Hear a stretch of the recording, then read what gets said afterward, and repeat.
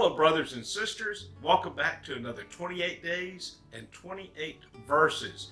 These are verses which have impacted me in my life, and I hope and pray that they will impact yours as well.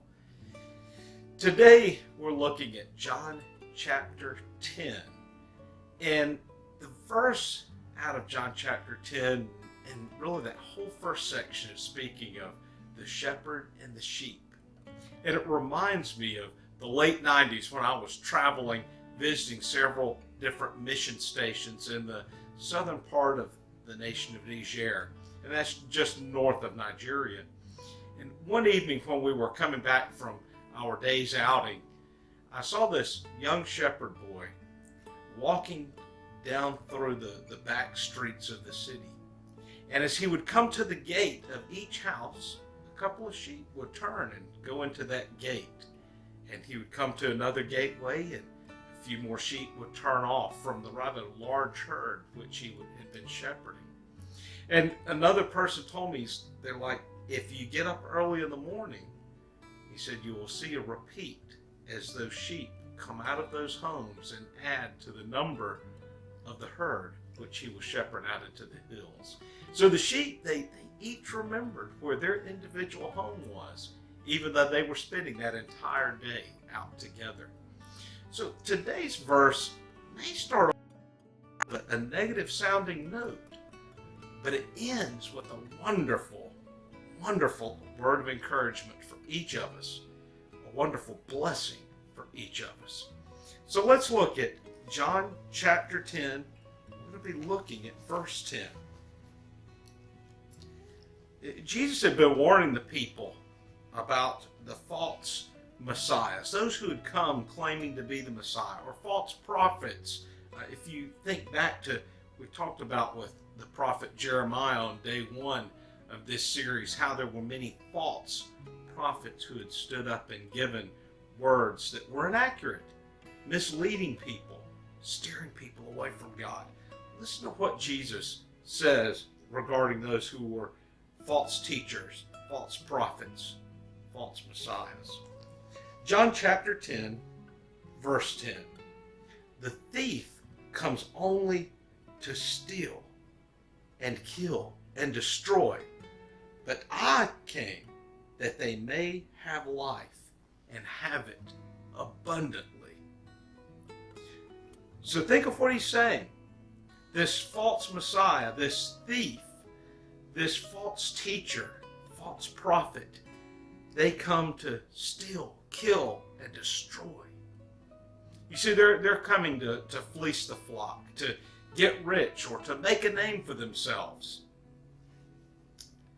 But Christ, he's coming with truth, with life, with love. He comes with a caring heart. This thief, this false shepherd, it's the false prophets of old. They say the things that itching ears want to hear. They pave a road that seems pleasant and nice, but the road leads nowhere. It's a broad road. The gate is a wide gate. It even speaks of these shepherds coming in over the wall. They've not even come through the narrow gate, the wicket gate, which we must enter to know Christ. I think of a verse out of Isaiah chapter 9, verse 2, and we'll turn there real quick.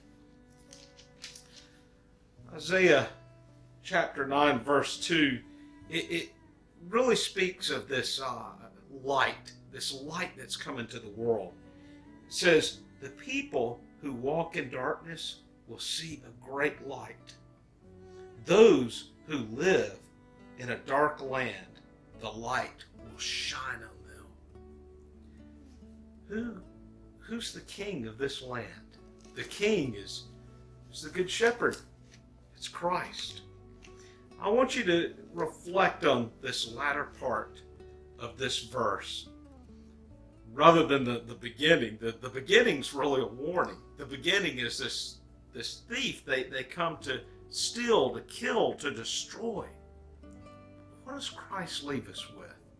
He says that he's come that we may have life, have it to its fullness, to have it abundantly.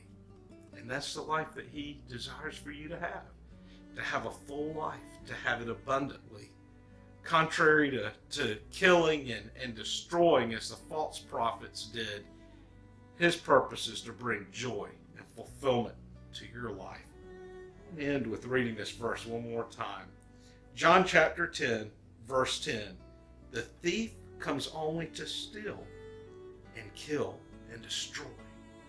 I came that they may have life and have it abundantly. Well, I hope this is an encouraging word to you today. I know it may sound like it starts off on a negative note, but that goes through my mind quite often. I have come that they may have life and have it to the full. Thanks for tuning in. Till tomorrow, God bless.